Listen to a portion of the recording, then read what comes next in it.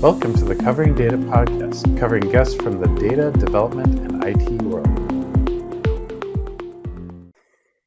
Hi, welcome everyone. This is Eric Strom with Covering Data Consulting, and this is the Covering Data podcast. And with me today is David Klee with Heraflux Technologies, the founder himself. Well, welcome, David. Did you want to talk a little bit about yourself and Yeah, kind of what you do? absolutely. Yeah, my name is David Klee. I am the founder of Heraflux Technology and Sequilibrium Education. I joke with people that I play with big toys every day. uh, Realistically, what we do is we do consulting around how Microsoft SQL Server and other Microsoft data platform technologies and the infrastructure underneath it, quite frankly, just don't play well together. Could Mm-hmm. be storage, could be virtualization, could be anything related to cloud. We do a lot of performance tuning. We do a lot of high availability and disaster recovery architectures, and we have a lot of fun. You can tell I'm kind of a geek with this stuff, as you'll definitely be able to tell from a lot of the jokes that I'll throw in here. But we have a lot of fun playing with some big toys. I'm lucky enough; I'm a Microsoft Data Platform MVP and a VMware vExpert, and it's just a lot of fun. I started the company so that I just don't have to work most of the day. I work a lot, but it doesn't feel like work. Yeah, well, that's really great. Yeah, yeah, it's become pretty interesting actually as of late with, I mean, hypervisors are the thing, and it's not on-prem so much anymore, it's cloud. I mean, um, do you have any thoughts on kind of how Azure and AWS, like the infrastructure as a service kind of products have changed what you've seen versus on-prem? Yeah, yeah. Well, I mean, the marketing behind cloud says you got to go to cloud. Everybody's going to cloud. You got to get there right now. Go, go, go, go. Well, cloud is another tool for your toolbox. Cloud is a great option. Quite frankly, all of our production stuff in the cloud, but it's not the end all be all solution to every IT infrastructure problem. What if you've got great people on staff that really know what they're doing? What if you have SLAs that are more stringent than what the cloud can provide? What if you're in an area of the country that has horrible internet connectivity and isn't close to a cloud entry point? What if you're solely focused on cost? Cloud may not be the right solution. And that's why we walk the line between, really, we don't resell any of this stuff. We advise for the right tool for the job. Cloud has changed a lot. It's changed the perceptions of people on infrastructure. People want speed, they want automation. Whether or not they get this on-prem, always interesting. You get it in the cloud, but you may have to pay more for it. So the what it's done is it's given us more options. And the thing that I love about the way the cloud is shifting, the marketing is starting to move from all in cloud, everything right now, and it's becoming cloud as an extension of an on-prem data center, or maybe cloud first and then go on-prem second. I mean, Hmm. our production environment, all in the cloud. I don't have the time to maintain this stuff. It's there, it works. My test lab, quite frankly, is a stack of servers and storage in my basement. Mhm. Then it's not the greatest, it's not the fastest, but I have 175 terabytes of storage in my house because I need it. If I were to run my test lab on Microsoft Azure, my cloud provider of choice, it would run me between 15 and 25 grand a month, just mainly from the stuff that I have running and the stuff that I need to turn on periodically. I'm not willing to spend anywhere close to that on a lab when, no exaggeration, old servers off of eBay work just fine. Yeah, I'm with you on that. Yeah, Well, and in the winter, it doubles as a really good space heater too. yeah, I suppose those things can kick out some heat, holy Yep. buckets. Well, that's kind of interesting because you know, the vertical that I kind of focus on is more software ISVs, right? Because if their stuff is slow, everybody notices versus some Mhm. guy in accounting, right? Yep. But the small to medium guys really like the cloud for the predictable monthly spend. But it's like, there is a cutover point, I suppose, because even though there's a lot of capital costs involved with spinning up a rack, let's say, with servers in it, et cetera, it also can be cheaper once you hit a certain scale. Like, Yeah. have you ever had customers wanting to help you pull on-prem or like go the other way at all? Yeah. Oh yeah. I mean, it's economics. Hmm. And what we find is that the very small to medium sized shops, they don't want to be their own data center provider. They don't Hmm. want the overhead of going to a managed colo because they generally don't get the service that they're used to. So they're the ones, they go the cloud. Hmm. Life is good. The mid to fairly large, cloud is a great extension. Cloud is a great endpoint, but sometimes we need to be back on prem. So I'm seeing a lot of hybrid options there. Mm. You hit the big shops. The economies of scale are such that they've got the people, they've got the equipment, they've got the investment already.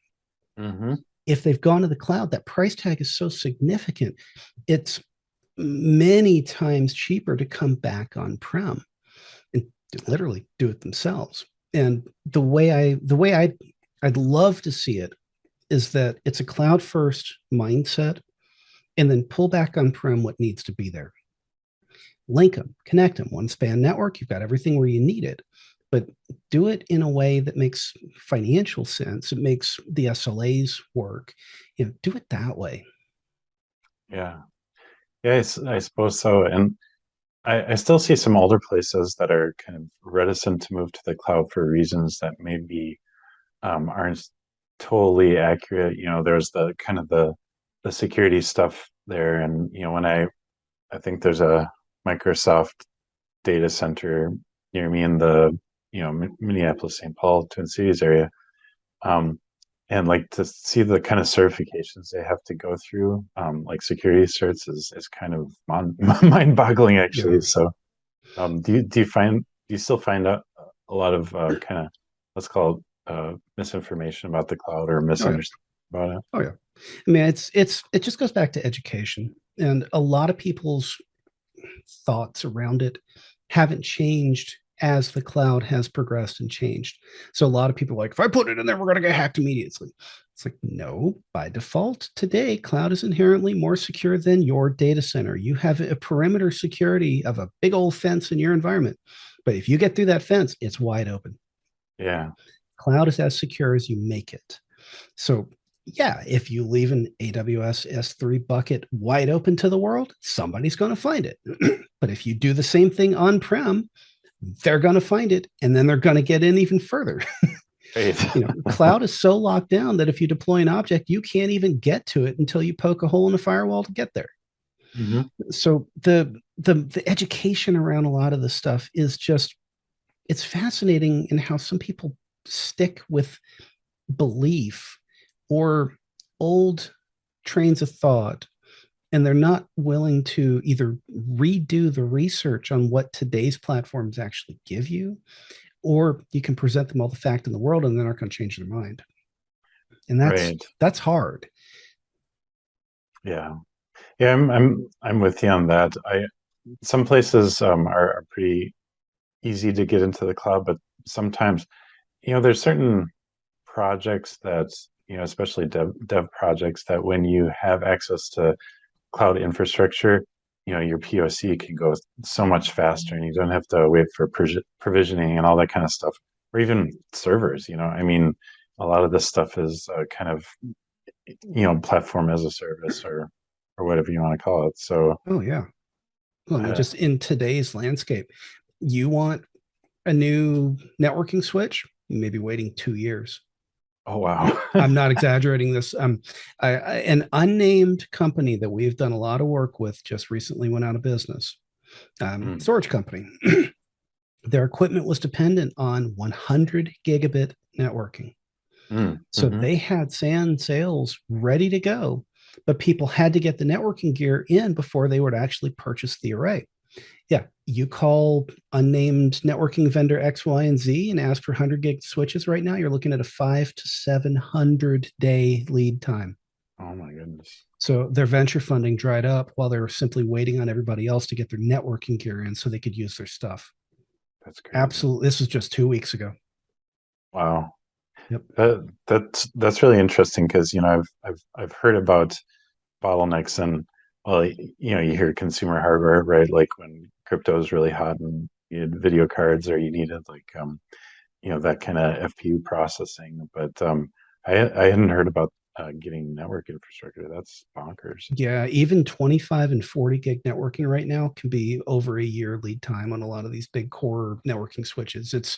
It's tough. And take a look at server equipment from um, the quote that I just saw from HPE. I'll single them out, not that I'm trying to pick on them or anything.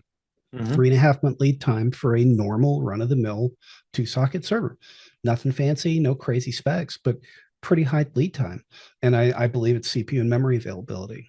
We see it from Dell, we see it from Lenovo, we see it from a lot of folks. Cloud, they've got a lot of this infrastructure there. Now, how much spare they have, you'll never know.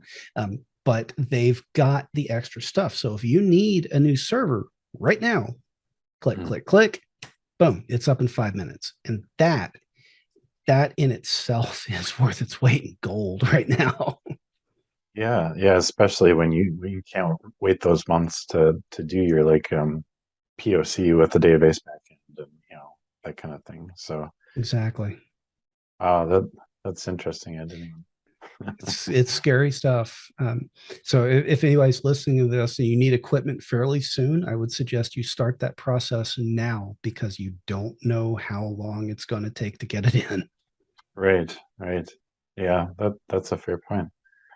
Uh, well, kind of on the virtualization front, I am kind of curious about some of the recommendations nowadays with sorry, infrastructure as a service in in like Azure and AWS. Are there any kind of things that you see people just doing wrong all day long Oh that yeah. simple stuff to do?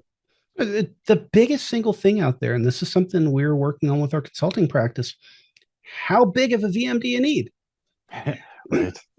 On-prem in the physical world, you would buy a big old server based on your best guess of what you needed in 5 years because you don't want to have to do a platform migration before that hardware is due to be end of life. Add on-prem virtualization. Not many people got it right.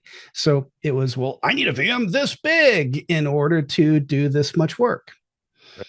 So, but the problem is the virtualization layer will generally absorb that fairly well.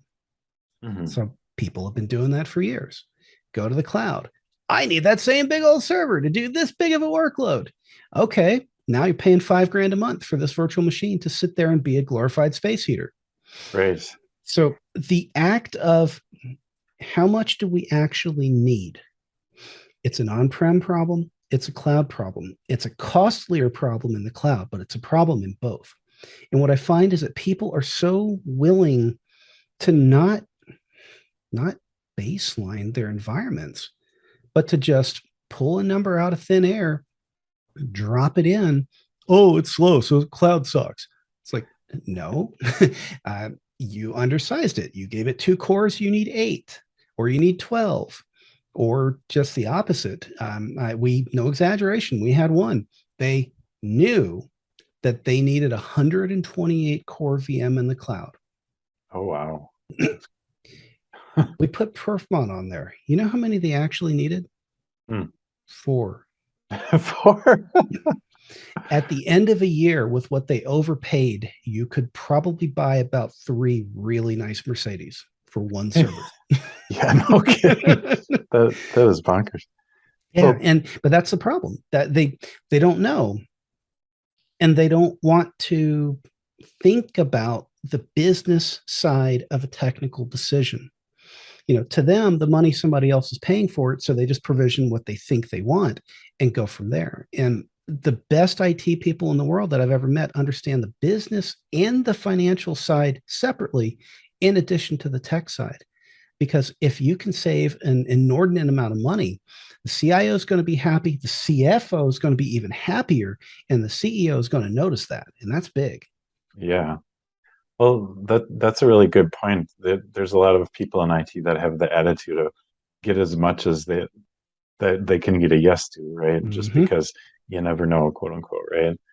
Whereas the good capacity planning and CPU is a really good point, but I think all day long, IOPS, right? I mean, once you hit the max of what your memory can do, it's like, well, what kind of, you know, backend do you have with your spinning disk or your SSD or hybrid of both, that kind of thing.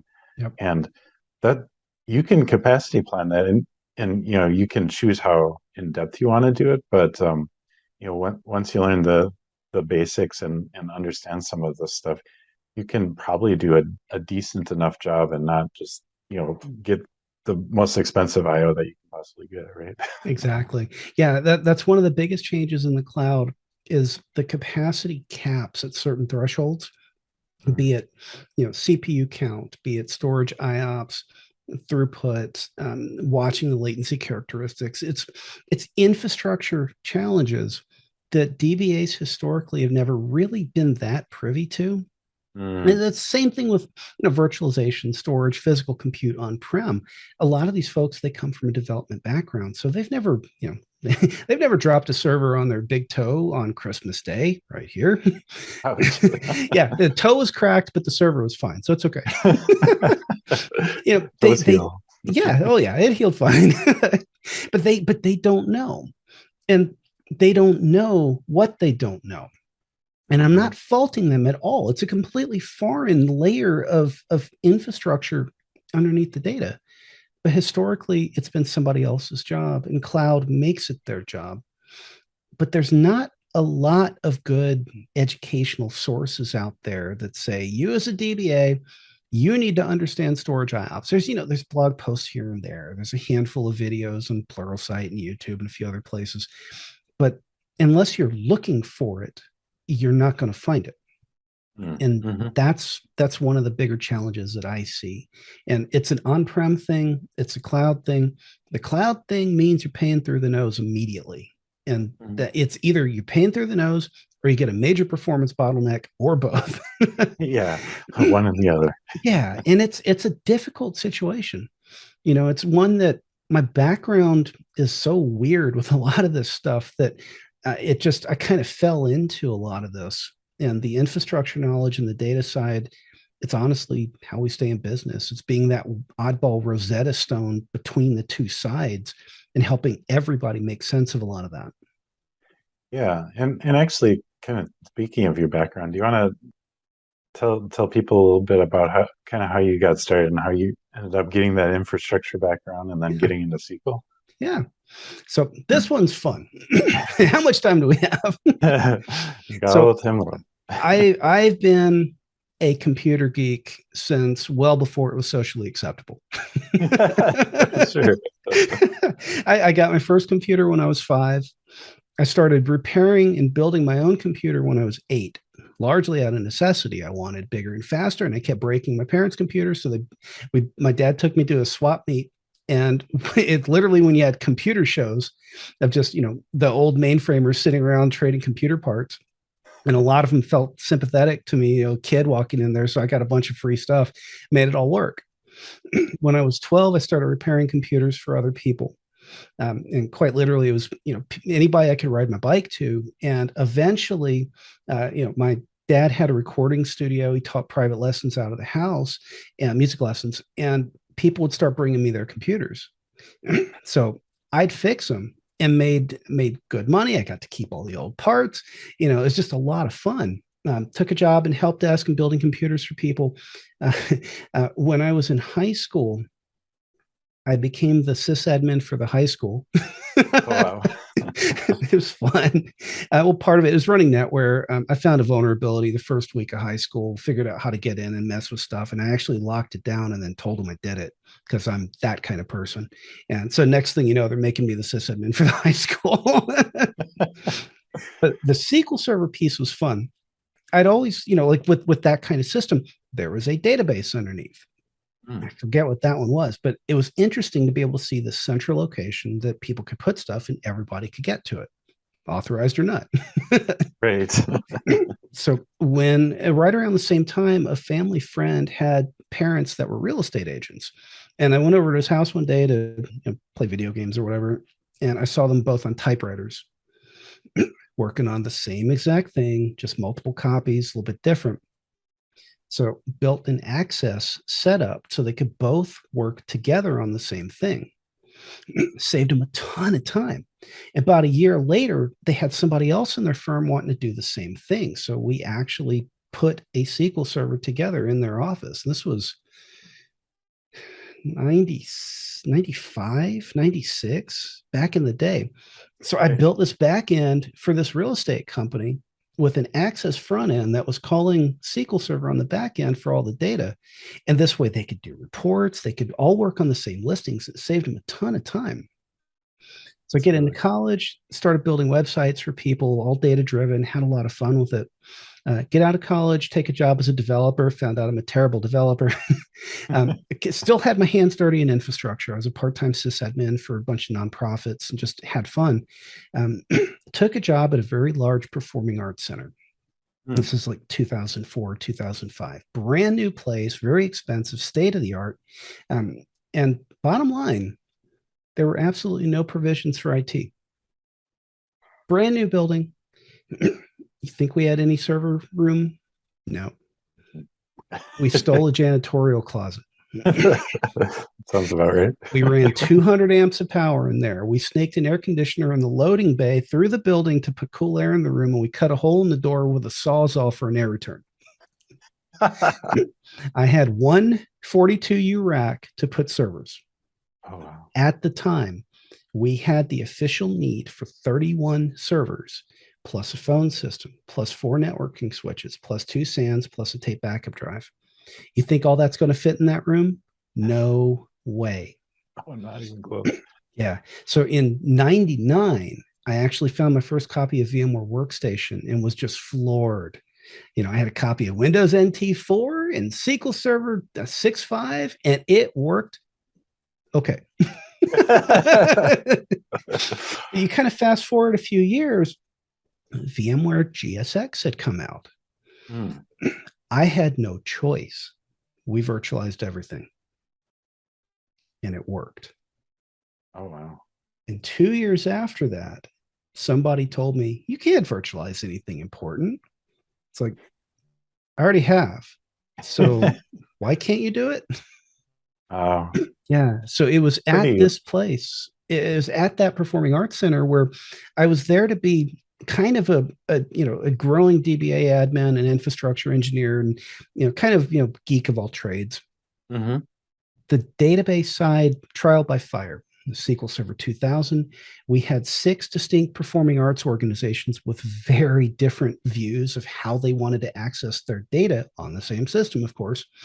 And we had to integrate them for the opening of the building. $100 million performing arts center. You don't mess this up. Yeah. Wow. Had myself, one sysadmin, one other DBA, and we got it all running, and it worked well. Oh wow. So that's where all the data integration, and then just because of the needs of the platform, everything was virtual. We had DR in 2005 replicating virtual machines. We had all this stuff working, and then it was 2006, 2007 when somebody said you can't virtualize anything important. So you look at that through the years, and it's like I was the infrastructure geek, kind of the accidental DBA, but I found out I really enjoyed it and just kept running with it. But I always kept my hands dirty on the infrastructure side. And it's this weird mix. In about 2010, 2011, everything just kind of came together. And honestly, started consulting around how these all came together. And in 2012, right place, right time, I actually wrote VMware Corporation's partner level training and accreditation for how to virtualize SQL Server. Oh wow. It's a lot of fun, and I've been helping with their best practices guide ever since.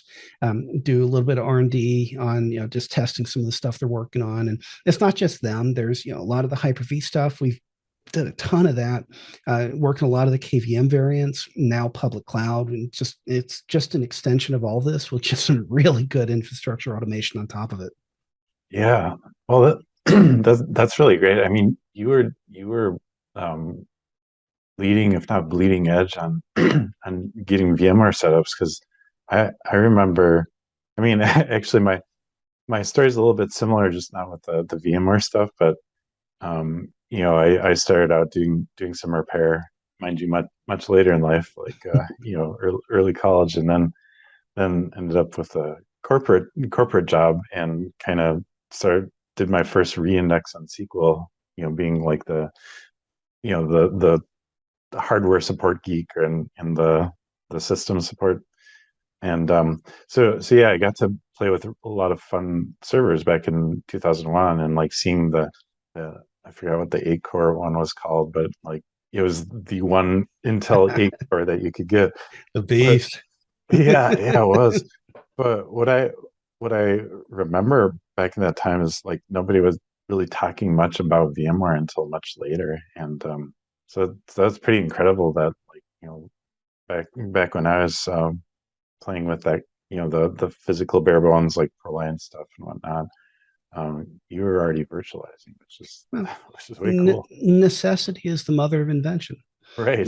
When you don't have anybody around you that says that wouldn't work, you try Mhm. it and it works. And a lot of times you can get really creative with that stuff. It kind of came with the territory at the time. Performing Arts Center is technically a nonprofit. It done a lot of nonprofit work before that. And the whole you can't do this never comes up. It was always make do with what you've got and give me this. Right, right. And it worked. Well, that's really, yeah, that's really cool. I like that. And kind of getting back to some of the stuff that you're talking about with the infrastructure, I can relate to that to some degree too, because I remember running like I was kind of the unofficial DBA at the time after figuring some stuff out, accidental DBA, right? Just Oh, the like best kind. yeah, exactly. And I remember this 14 disk RAID array, and there was this the 30 server web server cluster. I think I forgot what it was called back in that day, like on Windows 2000 or NT4. But we get alerts that the website was down on this big, high performance site. And I remember looking at that 14 drive SAN. I just see every single light on going, and just like I need to figure this, Yeah.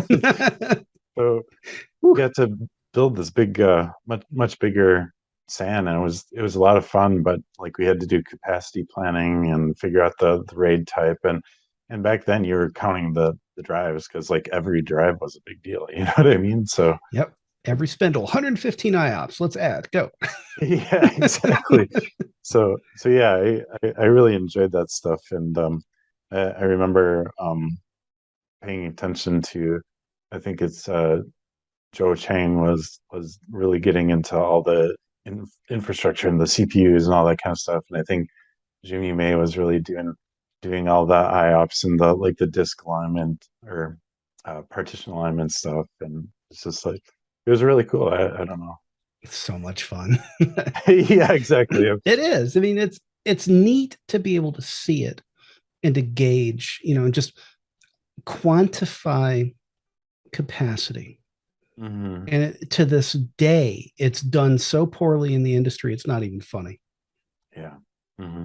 I agree. Oh, I mostly play on the dev and architecture side, so I don't do as much of that. But what and actually this is kind of like one thing that I'm a little bit curious about from your perspective because I I do perf tuning. I'll do some hardware, and that's always important, right? Having good stuff. I don't dive into Q depth kind of stuff anymore, or making sure that you have a good RAID choice as much because a lot of it's like VRAID or so abstracted out that there's a little bit less to do.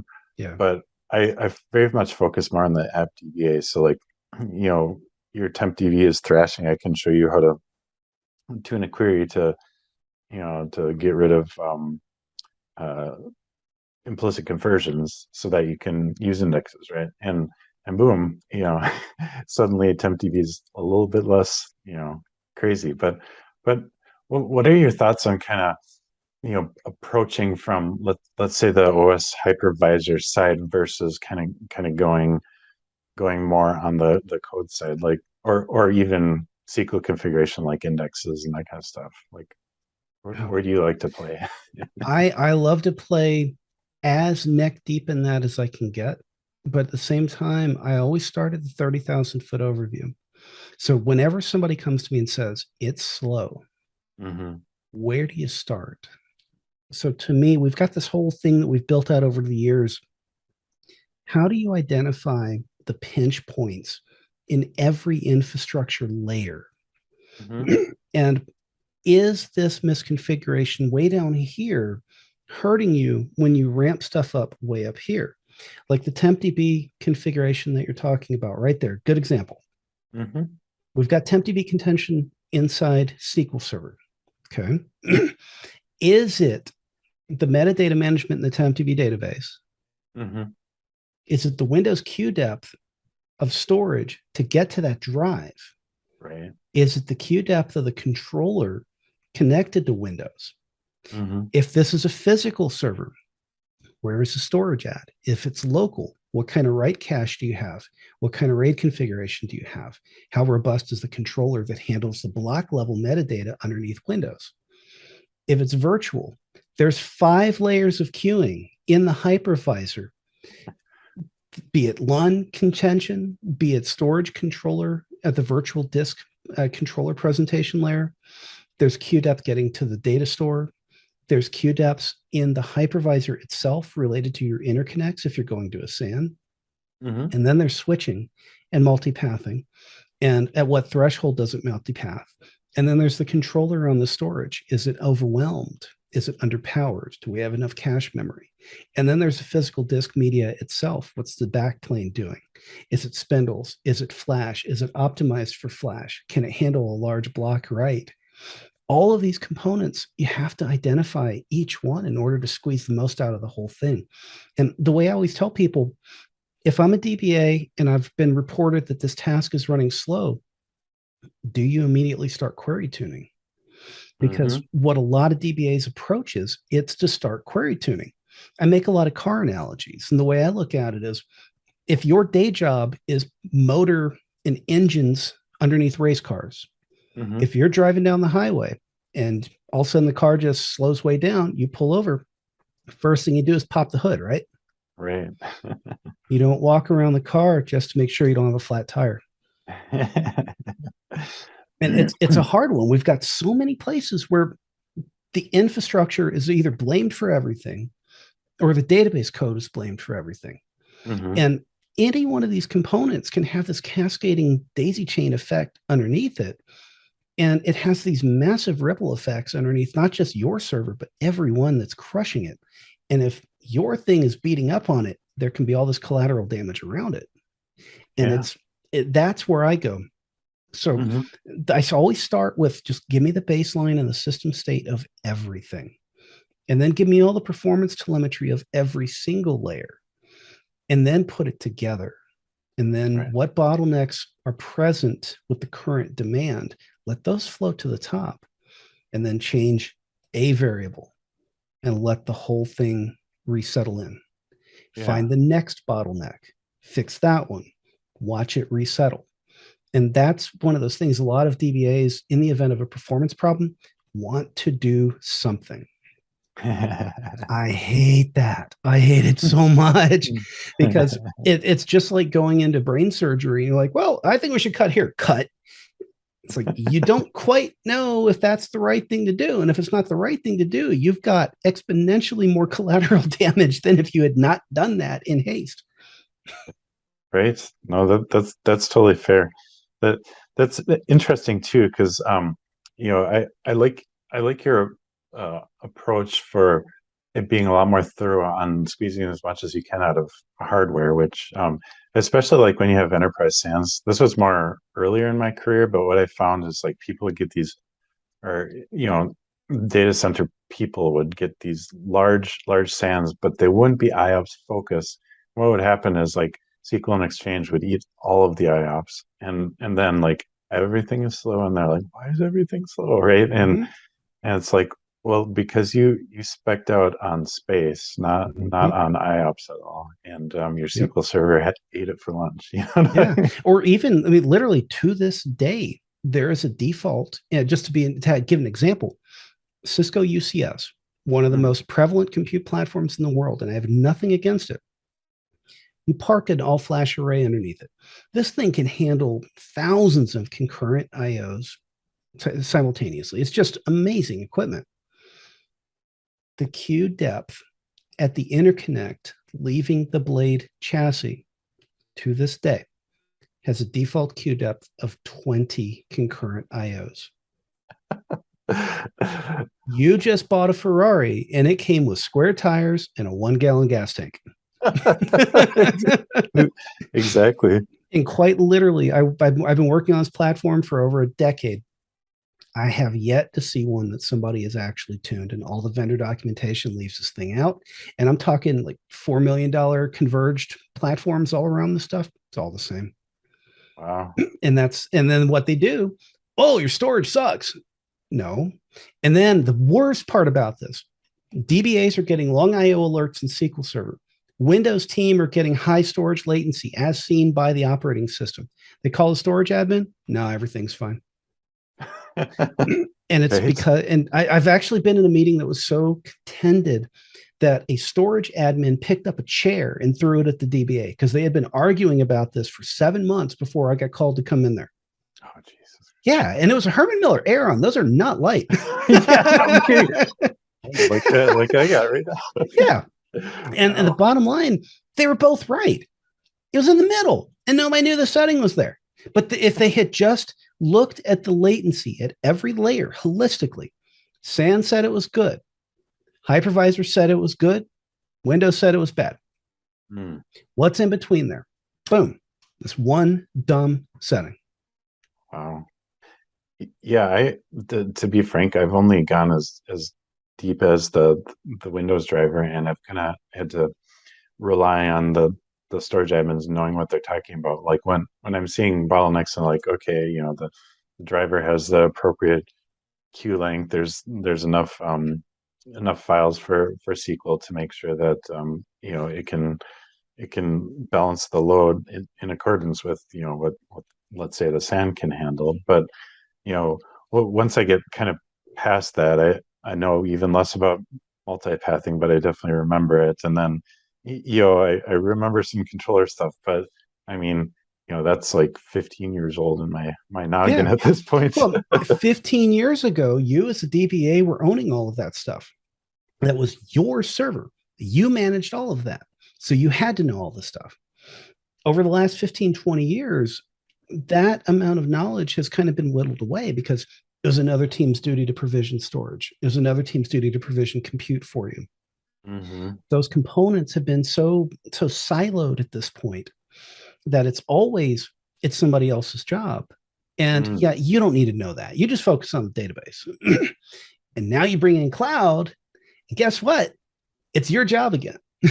Right, exactly. it's It's it's slow. it's tough. It's a hard spot to be in, and it's this massive re-education effort related to everything infrastructure underneath, plus networking, now plus security, because security was also somebody else's job. And Hmm. now we got to deal with all of this stuff just to be able to spin up a cloud database and connect to it. And it's really interesting. It's a really interesting time. Right. Yeah, I'm with you on that because never before have you had such like a pick and choose capability of like how you want to build your server, how you want your IOPS, and like even if you want to worry about like actually infrastructure and then just like SQLDB, you know what I mean? It's Mm-hmm. like the choice is amazing and sometimes frightening to be Well, honest.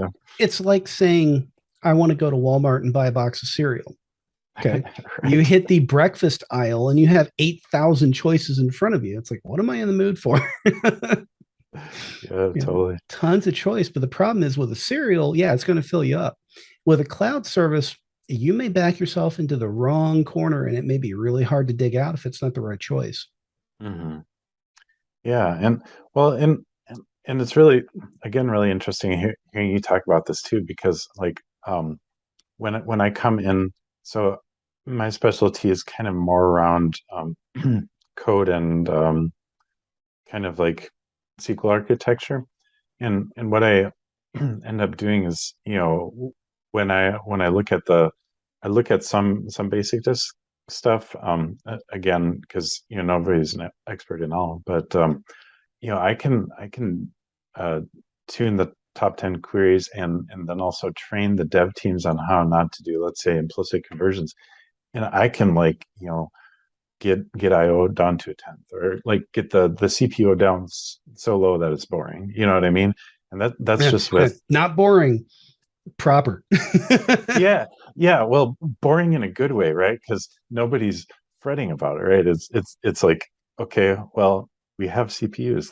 That's nice. Again, You know? don't say boring. Use predictable. Yes, yes. I like predictable a lot more.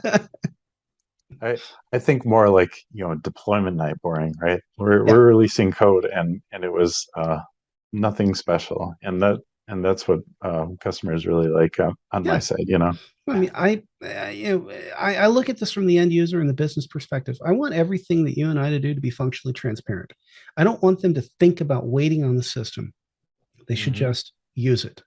Right, And right. if I can be transparent and everything underneath that click of that button is transparent, Hmm. we've all done our jobs. That's the Right, bottom line. right. Exactly. And the thing is, there's somewhat, I mean, SQL Server is huge, and to your point, I mean, you're talking about specific, Cisco models and some of the configuration stuff that's associated with there.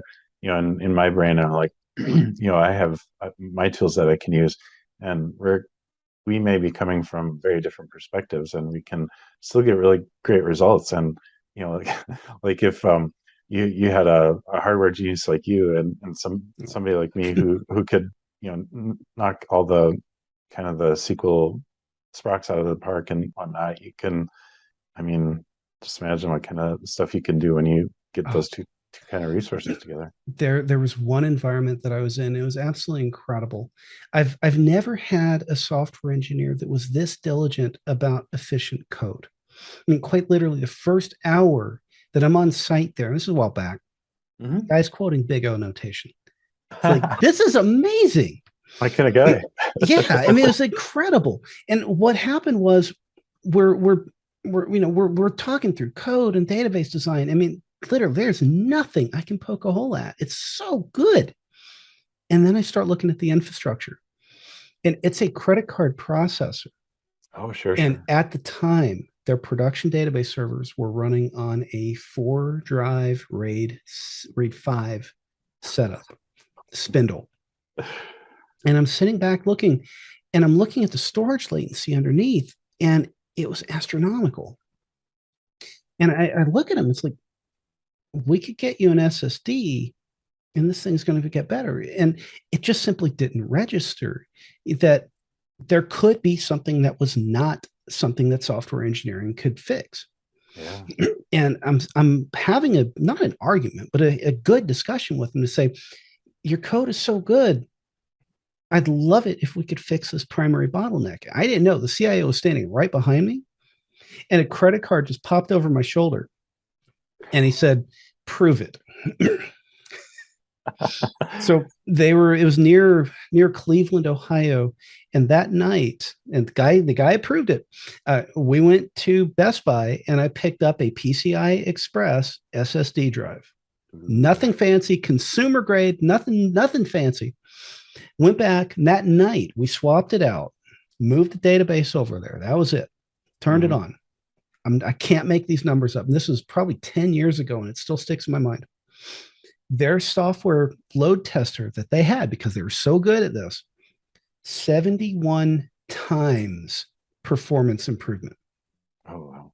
The code was so good that as soon as the software was able to flex its muscles and the infrastructure wasn't holding it back, it went berserk. And we hit the next bottleneck, which was actually on the user profile lookup. And that next day, the CIO bought like 150 grand worth of Fusion IO cards because it was such a big gain. And then it was so fast. About a month later, they took half their SQL servers and just turned them off because they were able to consolidate everything. Oh, wow. Yeah, That's great. so much fun. And it was an assumption on infrastructure that it would work and everything was a software engineering problem. And when you put them all together, you can see what can happen. It was just awesome. That was 10 years ago. And I still remember that like it was yesterday.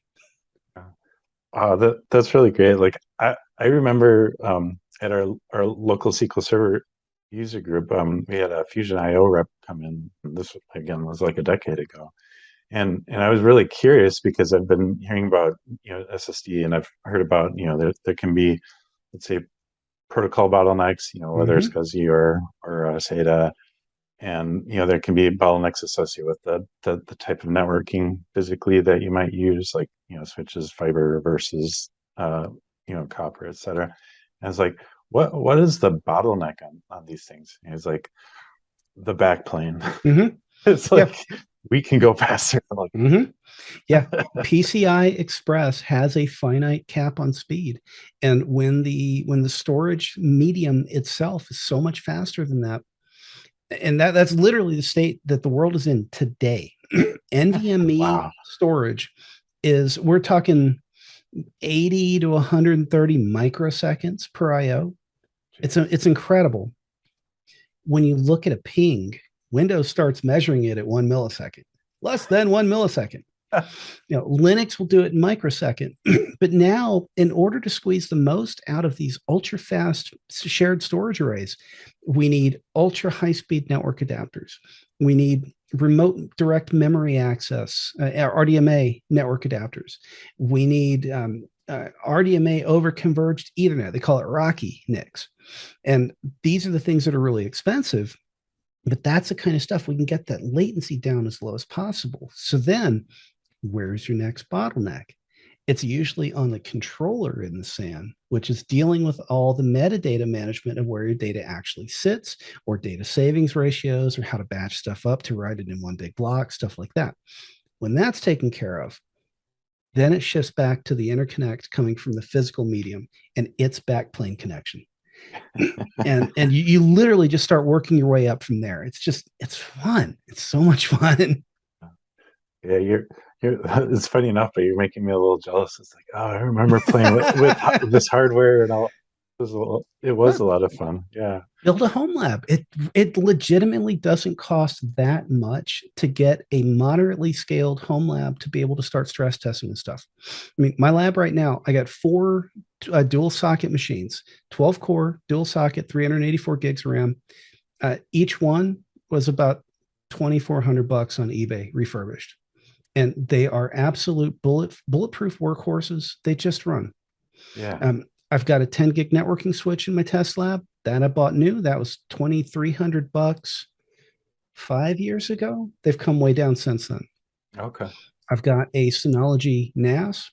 I've got it half SSDs, half spindles. I've got my capacity tier and my speed tier. So my lab is usually on the SSDs until I'm done with it. Then I'll move it to spindles and move something back around.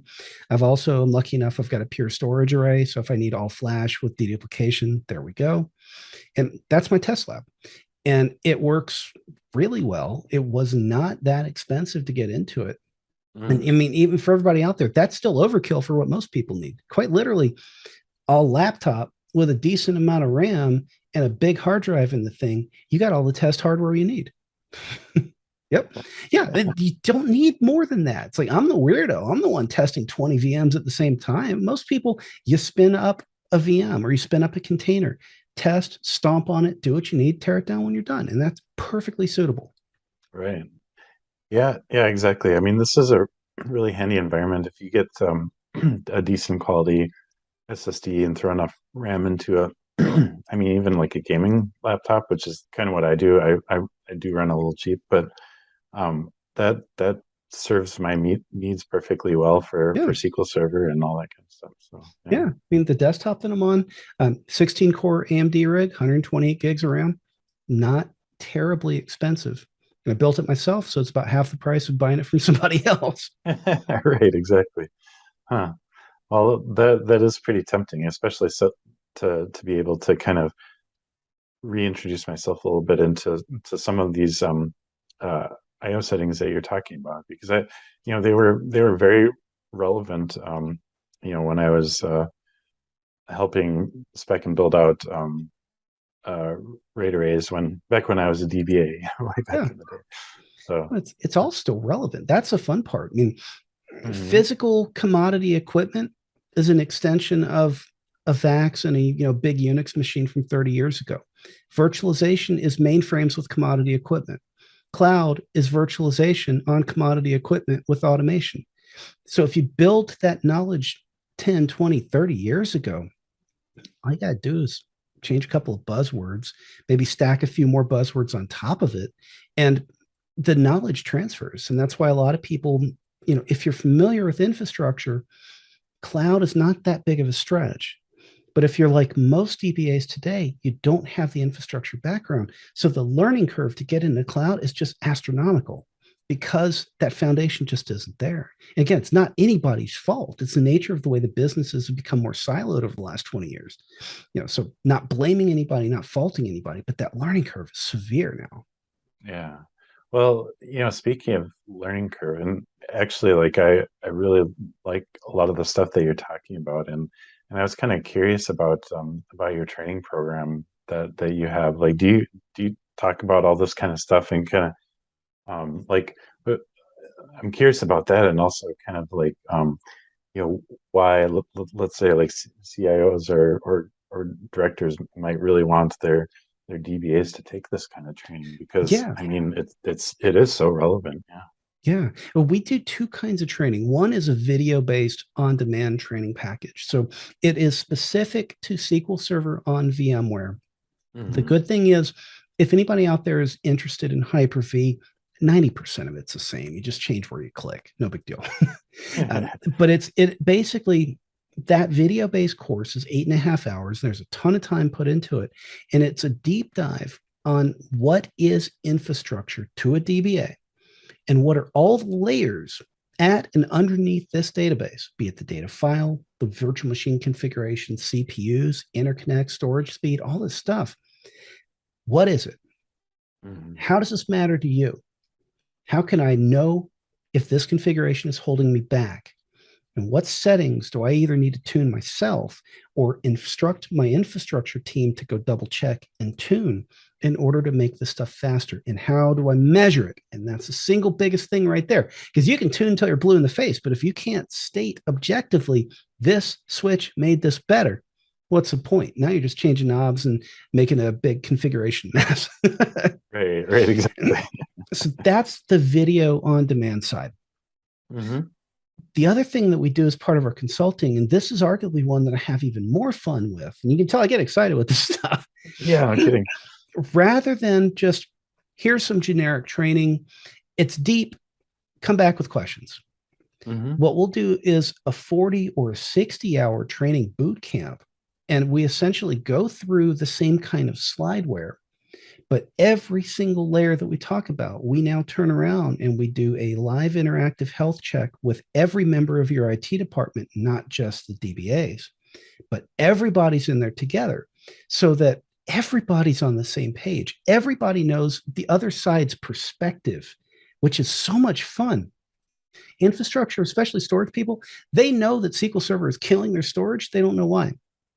DBAs know that when they run a query and they see IO weights, it's storage, but they don't know why.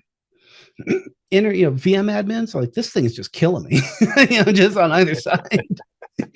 So it's between a 40 and a 60-hour review, depending on how aggressive we go with a lot of the stuff. But we get everybody on the same page. And when we're done, there's an action item list that comes out of it.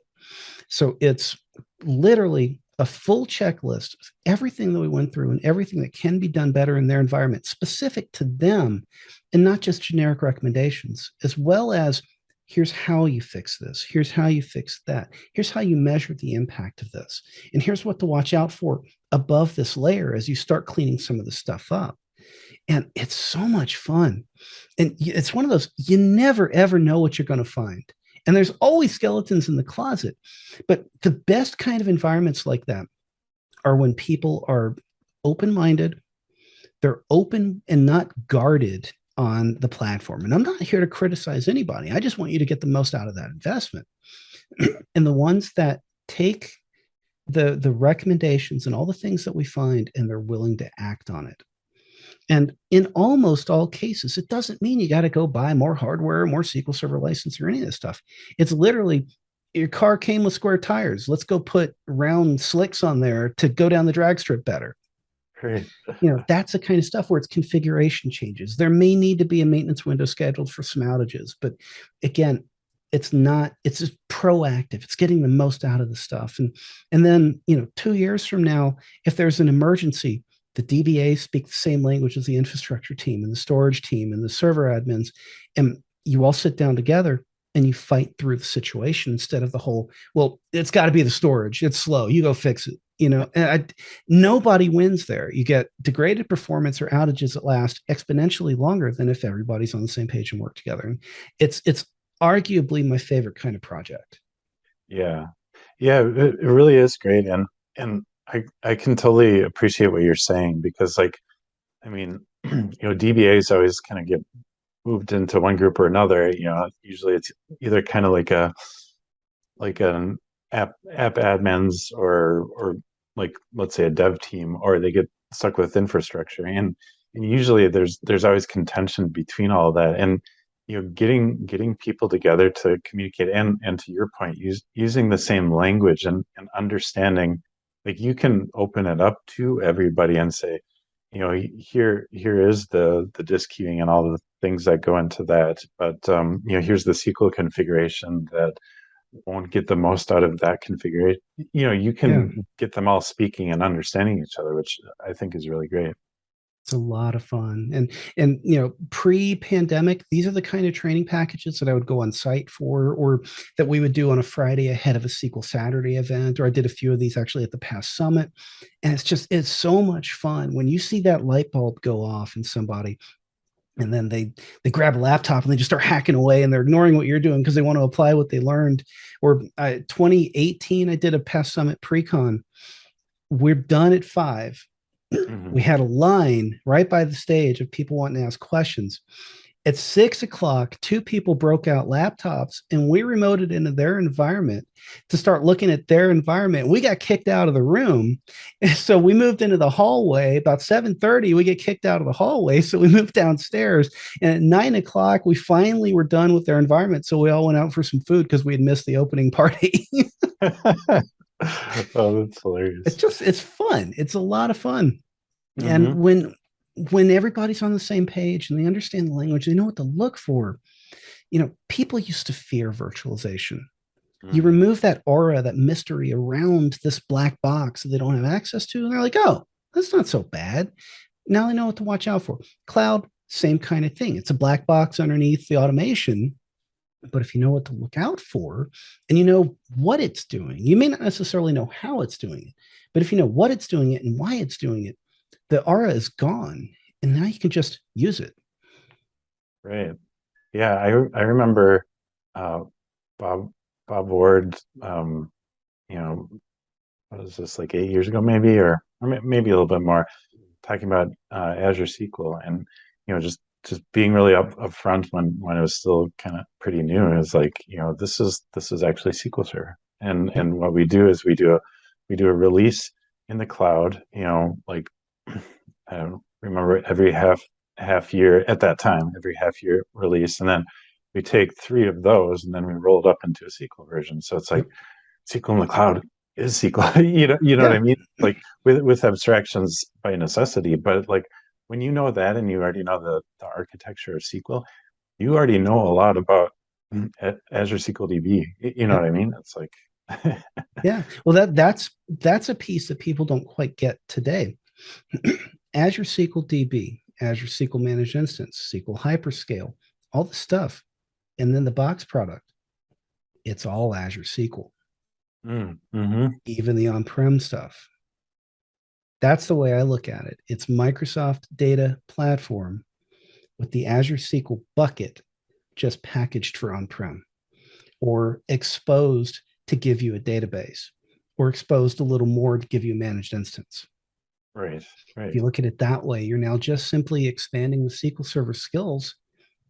No different. Where you click, some of the buzzwords a little bit different in the cloud. A couple Hmm. more limitations in some cases. Big deal. Yeah. And what that implies too is that, if you have some techniques that work on-prem, like let's say I'm thinking query tuning, right?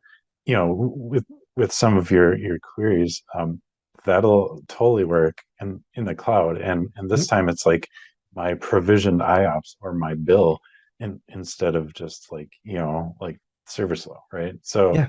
this stuff But is all the if same. if if you as a DBA can go to your boss and say, I tuned queries this year and reduced our CPU consumption on this deployment in the cloud by X amount of something, unit of measure, and it translated to $5,000 a month that I saved you. Can I get half of that as a bonus this year? All right. Or can I get 2 extra weeks of vacation time? Or any number of things like that. If you can quantify it to either saving the business money or making the business more productive, that's big. I mean, we just got done with a round of SQL Server data platform tuning for an ice cream manufacturer, which I've already liked their ice cream in the past, and now to see the back end is really cool. They were 85 to 100% CPU busy during 8 to 5 time frames. Oh, wow. That's Not bonkers. good. One round of tuning, they're now between 16 and 22% busy during the day. And now that sounds fun from a technical perspective. The business flip of this, they're paying 150 grand a month for overtime for people who couldn't get their job done in time for that 8 to 5 window when they were there on site. So they're having to stay late to get the daily tasks done. Yeah. Hmm. So one round of tuning not just saved them on an upcoming SQL Server upgrade, but that overtime dropped zero because people could get their job done and done early. Yeah. And Yeah. that's cool.